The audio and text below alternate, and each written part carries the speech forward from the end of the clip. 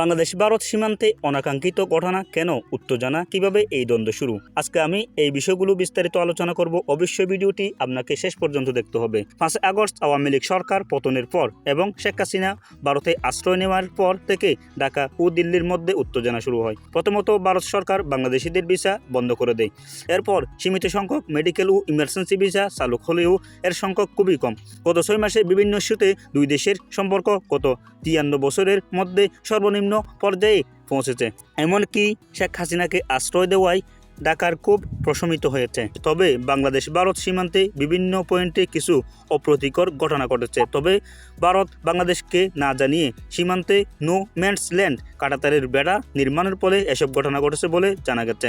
দুই দেশের সীমান্তরক্ষী বাহিনী বিজিবি ও বিএসএফ এর মধ্যে উত্তেজনা দেখা গিয়েছে। পাটগ্রাম সীমান্তে 2 কিলোমিটার এলাকায় কাঁটাতারের বেড়া বসিয়েছে ভারত। সিলেটের বিয়ানীবাজারের গাজুরকাটা সীমান্ত এলাকায় 200 বছরের পুরানো মসজিদ নির্মাণ করা বন্ধ করে দিয়েছে বিএসএফ। বিয়ানীবাজারের বিজিবির 52 ব্যাটালিয়নের lieutenant colonel general Hasan Mahmud বলেন, বিষয়টি কূটনৈতিকভাবে সমাধানের চেষ্টা চলছে। বিএসএফের মসজিদের সম্প্রসারণ বন্ধ করে পুনর্নির্মাণ নয়। এসব স্থানে নতুন কাঠামো নির্মাণ করা রাষ্ট্রীয় সিদ্ধান্তের বিষয় হয়ে দাঁড়ায়।